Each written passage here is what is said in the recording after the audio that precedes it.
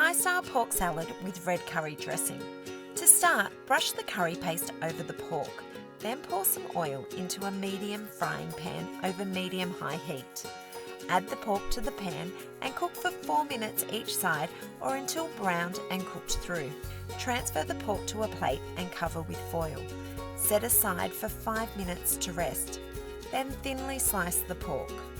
Meanwhile, to make the dressing, whisk the remaining curry paste and coconut cream together in a small bowl. Time to assemble the salad. Start by arranging the lettuce on a serving platter.